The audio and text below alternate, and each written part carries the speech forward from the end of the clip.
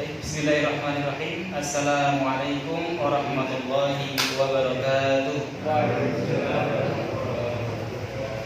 Innal hamdalillah nahmaduhu wa nasta'inuhu wa nastaghfiruh wa na'udzu bihi min shururi anfusina wa min sayyiati a'malina. Innahu may yahdihillahu fala mudilla lahu wa may yudlilhu fala hadiya lahu. Asyhadu an la ilaha illallah wahdahu la syarika lahu wa asyhadu anna Muhammadan 'abduhu wa rasuluhu la nabiyya wa la rasula ba'dah. Allahumma shalli 'ala Muhammad wa 'ala alihi wa ashabihi ajma'in. Faqala Allah ta'ala fi kitabil karim, ya ayyuhalladzina amanu taqullaha haqqa tuqatih wa la tamutunna illa wa antum muslimun. Wa qala an-nabiy sallallahu alaihi wasallam, ittaqillaha haitsuma kunta wa atbi'is sayyi'ata al-hasanata tamhuha wa khaliqin nasa bi khuluqin hasanin. Hadirin bapak-bapak, ibu-ibu yang Allah rahmati dan berkahi, alhamdulillah pada kesempatan malam hari ini kita kembali bertemu di dalam majlis yang mulia, insyaallah majlis yang senantiasa diberkahi oleh Allah, majlis yang senantiasa malaikat meletakkan kedua sayapnya untuk memudahkan para talibul ilm, para penuntut ilmu, kemudian juga majlis yang didoakan oleh ikan-ikan di lautan, majlis yang insya Allah menjadikan kita semakin bertambah iman kita dan juga bertambah hidayah kita, menguatkan hidayah kita sampai nanti kelak kita kembali pada Allah tetap dalam keadaan Islam. Allahumma amin. Baik Bapak Ibu yang dirahmati Allah Subhanahu wa taala, pada kesempatan kali ini karena waktunya juga terbatas ya, maka kita juga akan berusaha memaksimalkan waktu ini dengan semaksimal mungkin. Kita akan belajar ya. Kita itu talib, orang yang menuntut ilmu ya. Meskipun sudah tua ya, maaf ya kalau dipanggil tua ya, meskipun sudah berumur, itu tidak berhenti untuk menuntut ilmu ya. Apalagi yang masih muda ya. Mas yang masih muda ya, bapak-bapak muda ini apalagi masih muda, apalagi masih Mas Arta ini masih fresh ya, senantiasa bersemangat thalabul ilm. Tema kita pada kali ini sudah tahu semua ya, sebab-sebab rusaknya hati ya. Sebab-sebab rusaknya hati. Bapak Ibu yang Allah rahmati dan berkahi, di dalam tubuh kita itu ada sang pengendali ya. Jadi kalau sang pengendali ini baik ya, maka dia akan memerintahkan kebaikan-kebaikan. Sebaliknya ketika sang pengendali ini rusak ya, atau buruk ya, maka dia juga akan memerintahkan keburukan-keburukan ya. Maka di dalam sebuah hadis sudah kita paham bahwasanya pengendali itu adalah hati. Tentunya atas kehendak Allah ya, tentunya atas kehendak Allah Subhanahu wa taala. Maka Bapak Ibu yang Allah rahmati dan berkahi, di dalam sebuah hadis dijelaskan, inna fil jasadi mudghah ya, inna fil jasadi mudghah. Ida saluhat saluhal jasadu kullu wa ida fasadat fasadal jasadu kullu ya. Ala inna fil jasadi ya, ketahuilah bahwa sesungguhnya di dalam jasad kita ya, tubuh saya, antum semua itu ada sebuah daging, segumpal daging dikatakan begitu ya. Kemudian apabila dia baik, maka baiklah seluruh jasad ini ya. Tapi sebaliknya apabila buruk ya, rusak, maka rusaklah semuanya, semua jasad itu rusak. Maka ketahuilah ya, daging itu, segumpal daging itu adalah hati. Makanya hati-hati di dalam membawa hati ya. Bahkan ada sebuah syair itu yang luar biasa ya, memang untuk mengingatkan kita ya, jagalah hati ya. Jangan kau kotori ya. Jagalah hati apa? Jagalah hati, jangan kau kotori. Jagalah hati, ya, untuk menjaga diri ini ya, dan seterusnya ya. Saya nggak hafal. Nah, inilah pentingnya kita untuk menjaga hati kita supaya tidak rusak. Ya. Rusaknya hati itu akan berpengaruh terhadap fisik kita, ya, perilaku kita, pola pikir kita. Maka kita sebagai orang mukmin hendaknya senantiasa berusaha meningkatkan keimanan kita. Ya, tugas kita adalah menjaga iman. Ya. Jangan kemudian kita sudah merasa sebagai orang beriman, sudah menjadi muslim gitu ya. Aku wis Islam. Ya. Nek wis Islam itu ya wis biasa, sholat yang penting 5 waktu. Ya. Kemudian nek Ramadan ya puasa dan sebagainya. Enggak cukup itu. Tetapi apa? Kita itu diberikan oleh Allah, ya, diperintahkan oleh Allah untuk senantiasa minta hidayah pada Allah Subhanahu wa taala. Karena yang namanya hati itu kan, ya, inna masumiyal qalbu ma'a taqallubihi. Sesungguhnya dikatakan hati itu karena cepat sekali hati itu berbolak-balik. Ya. Tidak ada jaminan hari ini kita sholat atau kayak hari ini bahkan kita ngaji, belum tentu nanti kita di akhir hayat adalah ya menjadi orang yang kufur terhadap Allah Subhanahu wa taala. Dan mudah-mudahan tidak ya. Karena namanya hati itu enggak ada yang tahu kecuali Allah Subhanahu wa taala. Bapak Ibu yang Allah rahmati dan berkahi, maka tugas kita menjaga iman, menguatkan iman kita. Iman itu bisa bertambah dan berkurang. Ini kaidah di dalam Ahlus Sunnah wal Jamaah ya. Islam itu bisa, iman itu bertambah dan berkurang. Ini kaidah penting ya. Jangan sampai kita menyelisih kaidah ini. Ya. Yang menyelisih kaidah ini kan namanya orang Khawarij ya. Orang Khawarij atau orang apa itu namanya? Mu'tazilah. Ya, intinya satu sisi ada yang ekstrem kanan, ada yang sisi ekstrem kiri ya. Maka di dalam Ahlus Sunnah itu tengah-tengah. Di dalam Ahlus Sunnah wal Jamaah prinsipnya adalah iman itu bertambah dan iman itu bisa berkurang. Bertambahnya dengan apa iman? Al-imanu yazidu wa yanqus. Ya. Iman itu bertambah dan berkurang. Yazidu bitta'ah. Ya. Iman itu bertambah dengan ketaatan kita pada Allah Subhanahu wa taala. Kemudian iman itu berkurang. Berkurangnya iman adalah wa yanqusu bil maksiyah ya. Berkurangnya iman itu adalah karena kita bermaksiat, berbuat dosa pada Allah Subhanahu wa taala. Maka kalau kita berbuat taat ya, berbuat taat meskipun kita anggapnya itu remeh ya, itu adalah wasilah kita untuk menguatkan iman. Contohnya apa? Barangkali kita anggap remeh apa namanya? Memakai sandal ya, dengan kanan dulu ya kan, baru kiri.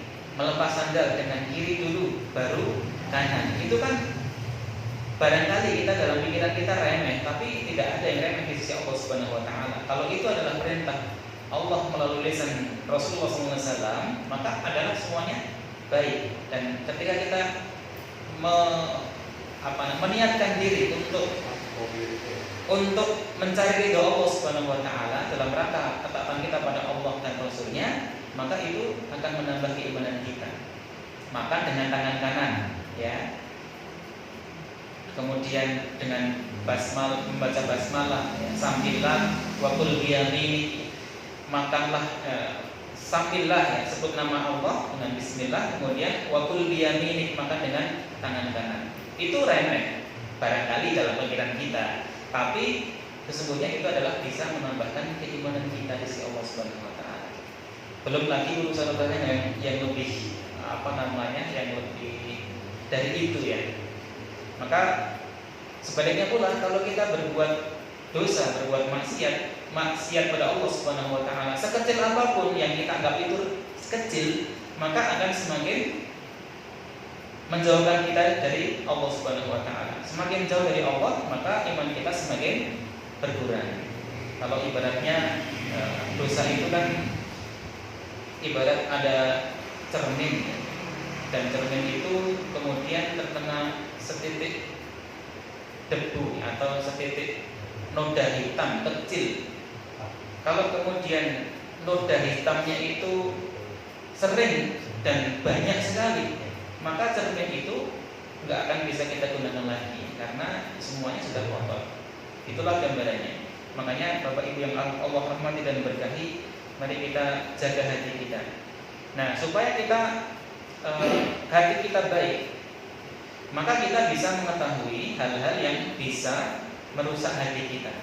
Di dalam sebuah kaidah itu, biriddiha tu'raful asya. Biriddiha tu'raful asya. Apa itu? Dengan mengetahui kebalikannya, maka kita bisa mengetahui hakikat sesuatu. Contoh dalam Islam itu kan ada diperintahkan untuk makan makanan yang halal dan thayyib. Maka kita bisa mengetahui pula ya, supaya kita mengetahui hakikat kebenaran atau hakikat sesuatu, kita bisa mengetahuinya lewat hal-hal yang dilarang oleh Allah Subhanahu wa taala. Contoh ya, khamr. Ya, khamr itu kan larangan, haram, ya kan? Dengan mengetahui keharaman khamr, ya, maka otomatis kita tidak akan meminum khamr, kan begitu ya? Karena ada perintah untuk makan makanan yang baik, ya, supaya udah makanan yang baik itu banyak ya. Tapi kita mengetahuinya kebalikannya. Sebenarnya yang tidak baik itu apa sih? Ya sudah, khamr, kemudian apalagi daging babi, anjing, apalagi bangkai. Ya sudah, selain itu berarti halal, kan begitu ya. Maka termasuk pula kita penting untuk mengetahui apa saja yang menyebabkan rusaknya hati kita. Yang pertama, ya. Yang pertama, kira-kira apa Bapak Ibu? Tidak tahu ya? Ya kan ada di sini. Baru akan kita bahas. Yang pertama adalah bergaya hidup mewah. Ya. Bergaya hidup mewah.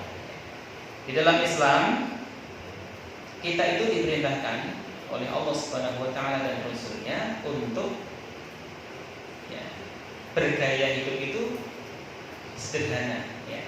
Sebagaimana Rasulullah SAW gaya hidupnya adalah gaya hidup yang sederhana. Meskipun sebenarnya beliau itu mau memperkaya diri bisa ya. Tapi beliau menerapkan prinsip ya, sederhana ya. Jadi tidak berlebih-lebihan. Karena bergaya hidup mewah ini adalah salah satu yang bisa menyebabkan rusaknya hati kita. Kita akan merasa dunia itu adalah tujuan. Dunia itu adalah sesuatu yang kita tuju menjadi di dalam hati kita. Kalau dunia sudah di dalam hati kita, maka yang terjadi adalah ya sudah, tadi itu pengendali kita itu adalah hati. Kalau hati kita inginnya dunia dan dunia, maka tidak akan habisnya. Habisnya adalah dia masuk ke dalam tanah. Tidak akan cukup, tidak akan puas seseorang itu kecuali puasnya adalah dengan illa biturab. Apa itu maknanya? Kecuali masuk tanah, mati ya. Kalau sudah mati, sudah dia nggak punya keinginan untuk mengejar dunia lagi. Masya Allah ya. Maka Bapak Ibu yang Allah rahmati dan berkahi, bergaya hidup mewah ini adalah kebiasaannya orang-orang yang zalim. Kalau kita melihat perjalanan kisah hidup manusia di dunia ini sejak zamannya Nabi Adam alaihissalam sampai hari ini ya, orang-orang yang zalim kepada Allah Subhanahu wa taala itu rata-rata mereka adalah orang-orang yang hubbud dunia, orang-orang yang mengejar dunia, orang-orang yang bergaya hidup mewah. Kita bisa lihat di dalam surah Hud ya, ayat 116. Surah Hud ayat 116, Allah berfirman, A'udzu billahi minasyaitonir rajim. Wattaba'al ladzina zalamu ma utrifu fihi wa kanu mujrimin. Wattaba'al ladzina dhalamu, dan orang-orang yang zalim hanya mementingkan kenikmatan dan kemewahan. Ayat ini jelas ya. Orang-orang yang zalim itu hanya memikirkan kenikmatan dan kemewahan. Kemudian wa kanu mujrimin, dan mereka adalah orang-orang yang berdosa. Kita amati saja Pak ya. Tidak usah diperjelas. Kalau kita lihat secara kasat mata atau dari berita-berita itu, ya, rata-rata orang yang zalim, mayoritasnya, kalau untuk dikatakan semuanya, itu adalah mereka ingin menikmati dunia ini dengan senikmat-nikmatnya. Jadi yang mengejarnya adalah mengejar kenikmatan dan kemewahan. Kemudian bergaya hidup mewah ini akan menjadikan seseorang takabur di hadapan Allah Subhanahu wa taala. Kita bisa lihat surah Saba ya. Surah Saba ayat yang ke-33. Allah berfirman, "A'udzu billahi minasyaitonir rajim. Wa qalu nahnu aktsaru amwalan wa aulada wa ma nahnu bimu'adzabin." Ya, ini bentuk takaburnya orang-orang yang berdosa dan mereka mengejar kenikmatan duniawi. Wa qalu nahnu aktsaru amwala. Mereka mengatakan kami memiliki aktsaru amwala, memiliki lebih banyak harta.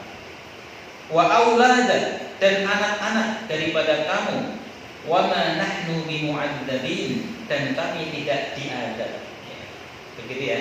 Jadi mereka itu mengatakan, loh, kami itu lebih banyak hartanya, lebih banyak anak-anaknya, ya. Dan mana adab Allah ya? Mana kita nggak diadab? Masya Allah. Ini salah satu bentuk takaburnya orang-orang mujrim, orang-orang yang berdosa di hadapan Allah Subhanahu wa taala. Kemudian Allah Subhanahu wa taala berjanji akan menyesatkan orang-orang yang bergaya hidup mewah ketika di dunia dan membinasakannya. Mereka kelak di akhirat itu akan dibinasakan oleh Allah Subhanahu wa taala. Maka kita bisa melihat lanjutannya di dalam ayat yang lain ya, surah Al-Isra ayat ke-16. Allah akan mengadab mereka dan membinasakan mereka nanti kelak di akhirat. Al-Isra 16, A'udzu billahi minasyaitonir rajim. Wa idza aradna an nuhlika qaryatan amarna mutrafiha fafasaqu fiha fahaqqa 'alaihal qaul fadammarnaha tadmira. Wa idza aradna, dan apabila kami Allah hendak membinasakan sebuah negeri, suatu negeri, maka apa? Allah memerintahkan amarna mutrafiha. Kami Allah perintahkan kepada orang-orang yang hidup mewah. Mutrafin itu orang-orang yang hidup mewah. Itu apa? Yaitu mereka mentaati untuk diperintahkan oleh Allah Subhanahu wa taala. Orang-orang yang mutrafin, orang-orang yang bergaya hidup mewah itu diperintahkan oleh Allah Subhanahu wa taala untuk mentaatinya. Tetapi bila mereka melakukan kedurhakaan di dalam negeri itu, di dalam masyarakat itu, maka sepantasnya berlakulah terhadapnya perkataan. Perkataan itu dalam ayat ini disebutkan al-qaul, fa haqqa 'alaihal qaul. Maka berlakulah al-qaul. Al-qaul ini maknanya adalah hukuman, ya, hukuman kami. Kemudian kami binasakan mereka, ya. Kami binasakan negeri itu pada marna tadmiro, dengan binasa yang sebinasanya, yang sehancur-hancurnya. Jadi Allah memerintahkan kepada orang-orang yang mutrafin untuk beribadah pada Allah. Tetapi ketika mereka orang-orang mutrafin, orang-orang yang bergaya hidup mewah itu durhaka kepada Allah, maka Allah akan menetapkan kepada mereka al-qaul, yaitu hukuman Allah Subhanahu wa taala, kemudian dibinasakan dengan sehancur-hancurnya. Kemudian ada lagi di dalam surah Saba ayat 37. Allah Subhanahu wa taala berfirman, "Wa ma amwalukum wala auladukum billati tuqarribukum 'indana zulfa illa man amana wa 'amila shalihan." Dan bukanlah harta atau anak-anakmu yang mendekatkan kamu kepada kami, melainkan orang-orang yang beriman dan mengerjakan kebajikan. Jadi kalau tadi Allah mengancam orang-orang yang mutrofin, orang-orang yang bergaya hidup mewah akan dihancurkan ketika tidak beribadah pada Allah Subhanahu wa taala, maka bagaimana solusinya? Solusinya adalah kita mendekatkan diri pada Allah Subhanahu wa taala, memperkuat keimanan kita dan juga senantiasa mengerjakan amal soleh. Orang beriman itu kan tugasnya dua ya setelah beriman. Tugas kita itu beriman. Yang kedua apa? Amal soleh. Ya. Beriman dan amal soleh itu saja. Dan amal soleh itu banyak sekali. Ya. Kalau diri kan sampai nggak bisa dihitung lagi Pak ya. Tugas kita ketika sudah menyatakan diri beriman pada Allah Subhanahu wa taala tidak lain adalah amal soleh, berbuat baik.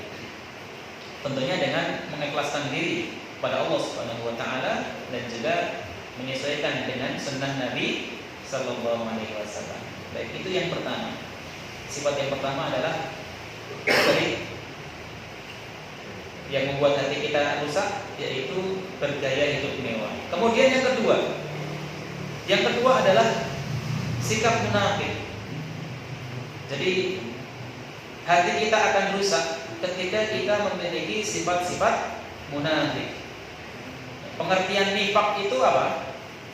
Nifak itu adalah perbuatannya menyelisihi perkataannya. Perbuatannya atau perbuatannya itu tidak sesuai dengan kata-katanya. Yang disembunyikan itu menyelisih dengan yang ditampakkan.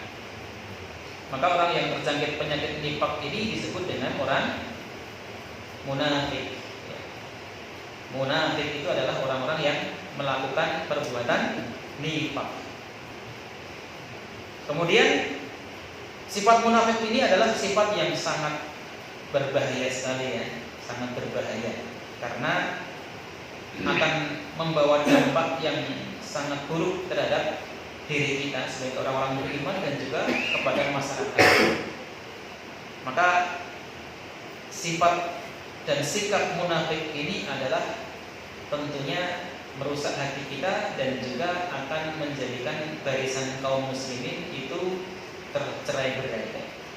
Orang Islam, kaum mukminin dulu di zaman Nabi Sallallahu Alaihi Wasallam itu juga diguncang atau diganggu dengan barisan kaum munafikin. Nah, ada sebuah penjelasan dari Ibnu Abi Mulaikah rahimahullah di dalam kitab Sahih Al-Bukhari. Di dalam penjelasan tadi ya, Ibnu Abi Mulaikah rahimahullah berkata, aku mengenal 30 orang dari sahabat Rasulullah Sallallahu Alaihi Wasallam. Semuanya sangat mengkhawatirkan jika diri mereka terdapat sifat-sifat munafik. Maka levelnya sahabat itu juga khawatir ketika apa? Ketika dirinya mempunyai sifat-sifat munafik. Kemudian dijelaskan lagi di dalam sebuah hadis Rasulullah SAW, riwayat Muslim ya. Fi ashabi 12 munafiqan fihim samaniyatun la yadkhuluna al-jannah hatta yalija al-jamalu fi samil khiyar. Di kalangan sahabatku ada 12 orang munafik, 12 orang munafik. Di antara mereka ada 8 orang yang tidak akan masuk surga hingga ada seekor unta yang dapat masuk ke dalam lubang jarum. Ini sebuah hadis yang jelas bahwa di zaman Rasulullah itu ada orang-orang munafik. Bahkan kemudian Imam As-Sam'ani Asy-Syafi'i di dalam tafsirnya ya, menjelaskan, menukil sebuah riwayat dari Ibnu Abbas radhiyallahu anhu bahwa jumlah orang munafik di zaman Rasulullah itu ada 300 laki-laki. 300 laki-laki dan 170 perempuan. Ya. Ini menurut Imam As-Sam'ani Asy-Syafi'i menukil perkataan sahabat Ibnu Abbas radhiyallahu anhu. Jumlahnya berapa? 300 laki-laki. Yang perempuan 170 orang. Banyak betul? Banyak ya. 170 wanita, 300 orang laki-laki. Nah, kemudian masih berkaitan dengan ini, ada seorang sahabat namanya sahabat Hudzaifah ibnul Yaman. Sahabat Hudzaifah ibnul Yaman ini adalah sahabat yang Rasulullah SAW menitipkan rahasia-rahasianya itu kepada beliau. Makanya sahabat Hudzaifah ibnul Yaman ini dijuluki sebagai sirru Rasulillah. Maknanya adalah pemegang rahasia Rasulullah SAW. Nah, rahasia tentang nama orang-orang munafik di sekeliling Rasulullah SAW itu juga dikantongi oleh Hudzaifah ibnul Yaman. Ya, namanya pemegang rahasia. Beliau itu luar biasa memegang rahasia Rasulullah. Enggak seperti apa namanya rahasia umum ya. Rahasia umum disebutkan, tapi ojo ngomong-ngomong ya. Nanti ke orang satu lagi disebutkan ini ojo ngomong-ngomong, bukan seperti itu. Ini kepercayaan Rasulullah SAW. Sahabat Hudzaifah ibnul Yaman itu memberi kesaksian sebagaimana tercatat di dalam Sahih Bukhari, di dalam hadis ya, beliau menyatakan hadis Nabi SAW, innal munafiqina al-yawma syarrun minhum ala ahdi Nabi sallallahu alaihi wasallam. Kanu yauma idin yusirruna wal yauma yajhadun. Ya, orang-orang munafik pada hari ini, pada zaman itu ya, itu lebih maaf. Innal munafiqina al-yaum, maknanya adalah sesungguhnya orang-orang munafik hari ini itu lebih buruk daripada orang-orang munafik di zaman Rasulullah sallallahu alaihi wasallam. Karena apa? Karena dahulu mereka itu masih menyembunyikan kemunafikan, jadi nggak kelihatan. Yang munafik itu nggak kelihatan. Kemudian hari ini mereka menampakkannya. Ya, kalau kita lihat hari ini orang-orang munafik itu jelas ada dan tampak, betul-betul. Bahkan ya kita bisa melihat sendiri lah mana orang yang ya di barisan orang-orang munafikin dengan barisan orang-orang yang ya, tetap sikoh di dalam Islam. Kemudian bagaimana supaya kita terhindar dari sifat munafik ini? Ya, saya agak cepatkan saja. Yang pertama supaya kita terhindar dari munafik, yang pertama adalah sholat di awal waktu. Sholat di awal waktu.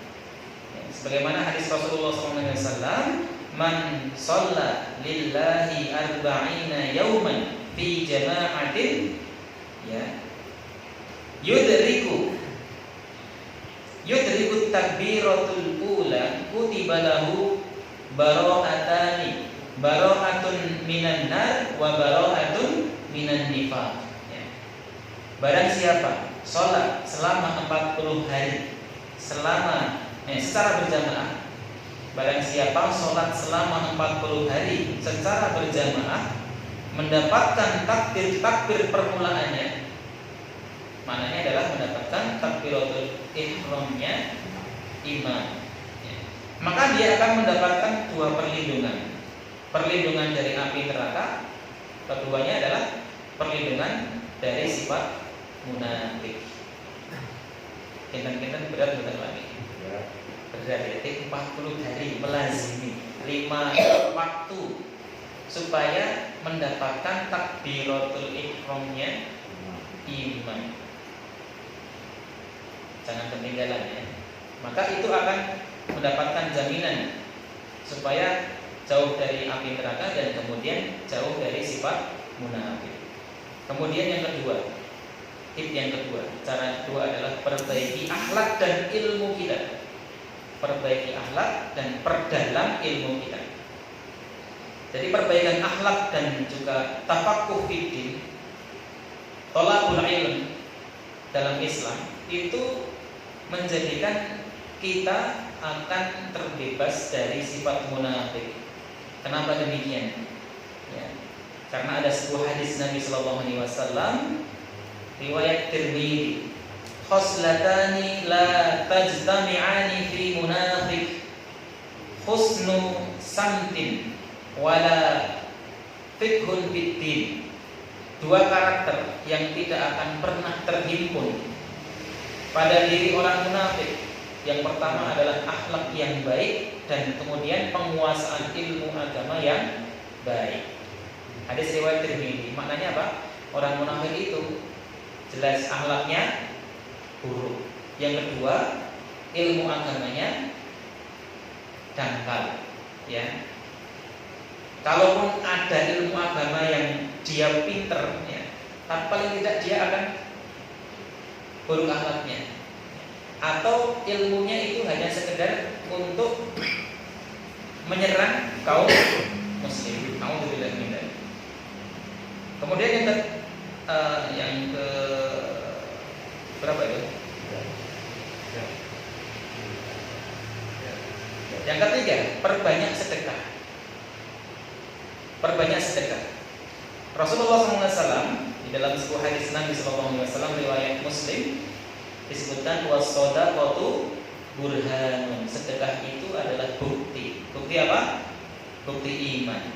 Jadi kalau orang beriman, salah satunya konsekuensinya atau cirinya adalah suka bersedekah. Jadi ahli sedekah. Ini menjadikan kita terhindar dari sifat-sifat orang munafik. Imam Nawawi rahimahullah menjelaskan di dalam maksud hadis was-shadaqatu burhanun. Beliau menjelaskan bahwasanya as-shadaqatu hujjatun ala imani fa'iliha fa innal munafiq yamtani'u minha likaunihi la ya'taqiduha faman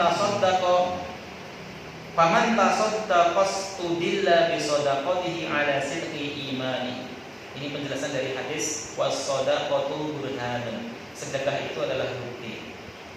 Ya, Imam Nawawi menjelaskan sedekah itu akan menjadi nanti di akhirat itu akan menjadi hujjah. Hujjah itu apa? Alasan, ya. Alasan keimanan, alasan atas keimanan pelakunya. Sebab orang munafik akan terhalang dari sedekah karena dia tidak memiliki iman. Maka siapapun yang bersedekah, maka sedekahnya akan menjadi petunjuk atas kejujuran imannya. Maka kita bisa mencontoh Rasulullah SAW. Beliau itu adalah orang yang gemar bersedekah. Sedekahnya itu akan berlipat ganda, akan mudah sekali, mudah banget nyahnya ketika nanti masuk bulan Ramadan. Di luar Ramadan sudah dermawan, apalagi masuk bulan Ramadan. Sedekahnya itu ibarat rihil mursal, ya, sebagaimana angin yang berhembus, ringan sekali untuk bersedekah. Kemudian tip yang berikutnya, yang kelima adalah qiyamul lail. Supaya kita terhindar dari sifat munafik adalah senantiasa kita melazimi qiyamul lail. Ya, qiyamul lail itu adalah da'bus sholih, kebiasaannya orang-orang soleh sebelum kita. Maka orang munafik itu hanya akan beribadah atau melakukan kebaikan jika dilihat oleh orang lain. Maka dia akan malas untuk qiyamul lail. Ya, tidak akan, karena apa? Gak ada orang yang melihat, gak ada orang yang melihatnya. Kita bisa melihat di dalam penjelasan Abu Nu'aim Al-Asbahani menukil perkataan Qatadah di dalam kitabnya yang masyhur, ya, Hilyatul Awliya. Beliau menyebutkan qallama sahil laila munafik. Jarang ada orang munafik itu yang bergadang, maksudnya adalah yang melakukan qiyamul lail. Kalau bergadangnya bukan untuk beribadah kepada Allah Subhanahu wa ta'ala, tapi untuk apa? Nah, saya enggak jawab, Pak. Begitulah ya. Jadi itu diantara supaya kita terhindar dari sifat-sifat munafik. Tadi apa salah satunya? Di antaranya apa tadi? Yuk. Salat di awal waktu ya. Kemudian yang kedua, akhlak perbaiki, kemudian perdalam ilmu. Kemudian apa lagi?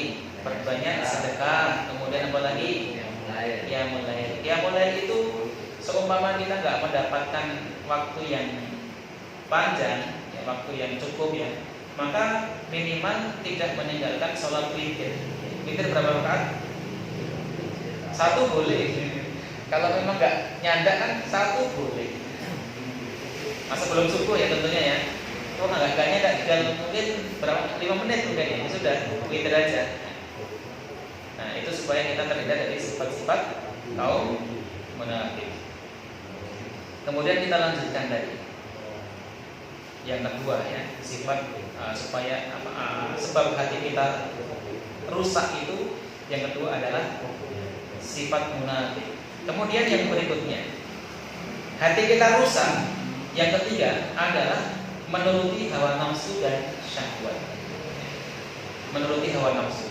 Allah Subhanahu wa taala memberi kita itu dengan akal dan hawa nafsu. Karena ya, manusia itu punya kehendak, punya keinginan. Beda dengan malaikat yang enggak punya syahwat. Malaikat itu tugasnya ketika diperintah Allah untuk sujud ya sujud terus. Ketika diperintahkan oleh Allah untuk mencabut nyawa, ya tugasnya itu aja, enggak bosan. Dan seterusnya ya. Kalau manusia ya mudah bosan ya. Dan punya keinginan dan cenderungnya adalah menuruti hawa nafsu. Maka di dalam ketika Allah Subhanahu wa taala memberikan syahwat kepada manusia ini sesungguhnya menjadi pelengkap ya untuk manusia itu sendiri dalam hidup di dunia itu. Jadi di dunia ini kalau manusia nggak punya syahwat ya nggak akan dinamis ya. Cuman dalam Islam ya, oleh Allah Subhanahu wa taala ya diarahkan ya syahwat itu diarahkan pada aturan-aturan syar'inya ya. Contohnya ya, kita punya syahwat, laki-laki punya syahwat terhadap wanita, sebaliknya begitu ya. Maka dalam Islam itu ada aturannya, nggak boleh pacaran ya, karena pacaran itu mendekatkan diri pada zina. Tapi boleh nikah ya. Itu dalam rangka untuk menyalurkan syahwat juga, dan itu sah, dan itu bahkan menjadi pahala. Makanya ibadah yang paling panjang itu adalah menikah ya. Menikah jangan sampai kemudian kita mempermainkannya ya. Ini banyak, mungkin kemarin saya diceritani Pak Absono ya, ada orang suami ya seringnya ketika terjadi cekcok dengan istrinya ya, itu sering mengatakan kata-kata yang masuknya ke dalam kategori apa? Tolak ya. Wis ning ngono pisah wae ya. Kira-kira sudah masuk tolak enggak? Ya sudah. Atau bahasa lain, kamu itu seperti punggung ibuku ya. Seperti punggung ibuku, itu sudah masuk. Atau bahasa-bahasa yang lain. Makanya kalau kita dalam pernikahan itu jangan sampai kita tidak tahu ilmunya. Dan ini butuh ilmu supaya kita selamat di dalam menjalankan bahtera rumah tangga ini. Maka jangan main-main ya. Kemudian kita lanjutkan ya. Hawa nafsu itu menjadikan rusaknya hati kita. Allah Subhanahu wa taala berfirman di dalam surah Al-Kahfi ya. A'udzu billahi minasyaitonir rajim wa la tuti' man alqalna qalbahu an dzikrina wattaba'a hawahu wa kana amruhu furuta. Wala tuti' man alqalna qalbahu, dan janganlah engkau mengikuti orang yang hatinya telah kami lalaikan dari mengingat kami serta menuruti keinginannya dan keadaannya wa kana amruhu furuta, dan keadaannya itu melampaui batas. Maka inilah mengikuti hawa nafsu akhirnya timbul banyak kerusakan. Apa itu? Perselisihan, perpecahan, ya, sesama kaum muslimin saling hujat, kan gitu ya. Kita sama orang muslim itu harusnya semangatnya adalah semangat mempersatukan, ya. Jangan semangat berpecah belah. Orang sekarang itu kan mudah diadu domba. Beda madhab, beda kelompok itu langsung ini sesat, ini batil, ya. Bahkan kalau kita lihat itu luar biasa ya, nggak sepaham sedikit, kamu Wahabi, bla bla bla dan sebagainya. Itu semangatnya berarti semangat berpecah belah. Wa'tasimu bihablillahi jami'an wa la tafarraqu. Itu mana ayatnya, nggak dipraktekkan. Maka yang hadir di sini, ya, kita semua hendaknya kalau menjadi dalam kita sebagai posisi sebagai orang beriman, hendaklah semangat kita adalah semangat mempersatukan, bukan semangat untuk berpecah belah. Kalau ada saudara-saudara kita yang gemar untuk memecah belah, ya tugas kita adalah ngingatin, jangan sampai malah ngompori. Ya, dalam urusan fikih berbeda itu harus bersikap lapang dada, ya. Kan ada sebuah kaidah, ya. Kaidahnya itu kan begini. Nata'awan fi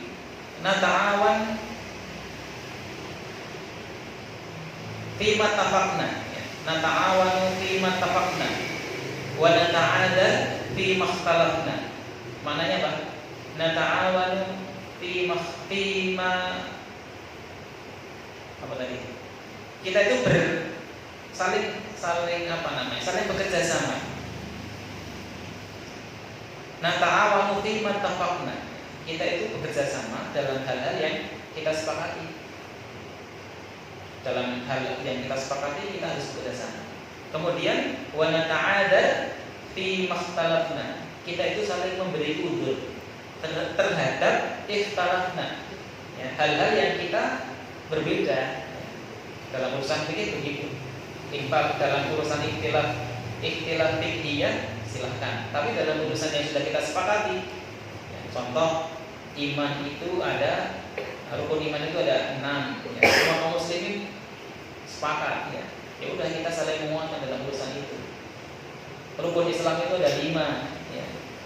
Kita harus bersepakat. Ketika kita sudah menyepakati itu, berarti itu sudah sesuatu yang sudah itafaqna. Kita harus sepakat dalam urusan itu.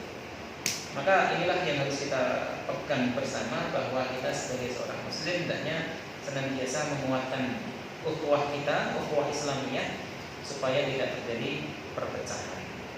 Kemudian yang keempat, ya, hati kita menjadi rusak adalah karena ambisi kekuasaan.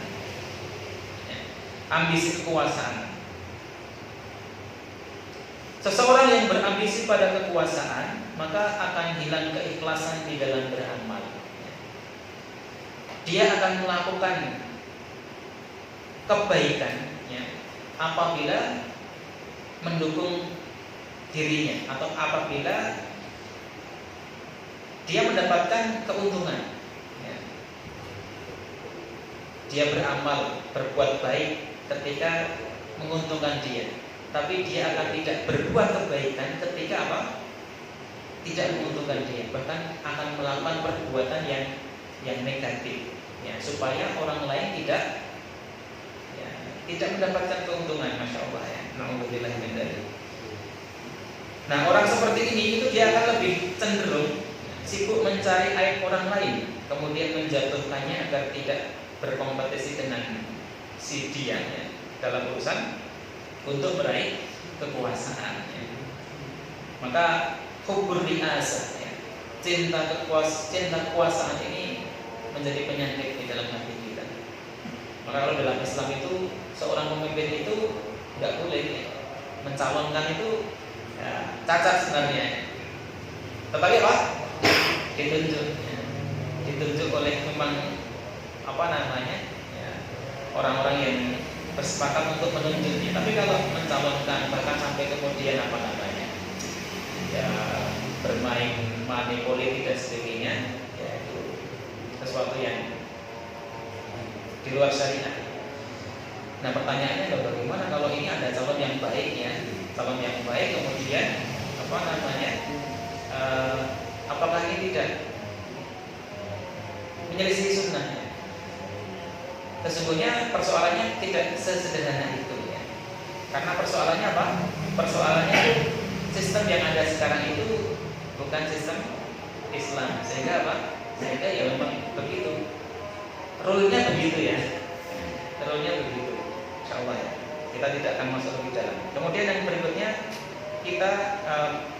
hati kita akan rusak itu ketika hati kita cenderung kepada dunia atau cinta dunia, hubbud dunia. Dan ini sudah sering kita dengar ya, hubbud dunia wa karahiyatul maut, cinta dunia dan takut mati. Maka hadirin ma'asyiral muslimin rahimakumullah, hubbud dunia, cinta dunia itu adalah menjadikan sebab seseorang jatuh ke dalam kekufuran. Kita bisa lihat surah An-Nahl 106 dan 107. Allah berfirman, "Walakin man syaraha bil kufri sadran fa'alaihim ghadabun minallah wa lahum 'adzabun 'adzim. Dzalika bi annahu mustahabbul hayatad dunya 'alal akhirah." Ayatnya jelas ya. Tetapi orang yang melapangkan dadanya untuk kekafiran, maka kemurkaan Allah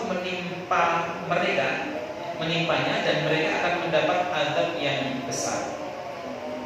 Yang demikian itu disebabkan karena mereka lebih mencintai kehidupan di dunia daripada di akhirat. Kehidupan dunia mereka lebih cintai daripada kehidupan akhirat. Hubbud dunia.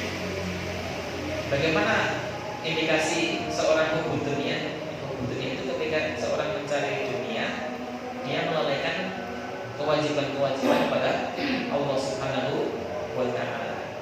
Kerja dalam Islam boleh dan itu dianjurkan. Tapi bekerja sampai kemudian meremehkan kewajiban dia pada Allah, nah maka ini salah satu indikasi seorang itu cinta dunia ya. Jadi bekerja tapi kemudian sampai melalaikan sholat, itu bagian dari hubbud dunia. Kemudian di dalam surah Al-Kahfi 28 juga disebutkan ya, wala tuti' man aghfalna qalbahu 'an dzikrina wattaba'a hawahu wa kana amruhu furqa. Dan janganlah engkau mengikuti orang yang hatinya telah kami lalaikan dari mengingat kami serta menuruti keinginannya dan keadaannya melampaui batas. Maka inilah diantara sebab-sebab orang hatinya menjadi hati yang rusak. Demikian yang bisa kita bahas pada kali ini. Semoga kita menjadi orang-orang yang senantiasa sadar bahwa setan itu menggoda kita dari segala penjuru dengan berbagai macam cara. Maka yang terbaik adalah bagaimana supaya kita menguatkan diri kita dengan ilmu kita beramal dalam rangka untuk mendapatkan ridha Allah Subhanahu wa ta'ala. Ketika Allah ridha kepada kita, maka insya Allah ya, pasti ya Allah akan menjadikan tangan kita, kaki kita, mata kita, dan semua fisik kita, jasad kita, Allah tuntun kepada hal-hal yang baik yang kemudian diridai oleh Allah Subhanahu wa ta'ala. Demikian yang bisa kami sampaikan. Ada yang mau ditanyakan? Satu pertanyaan mungkin?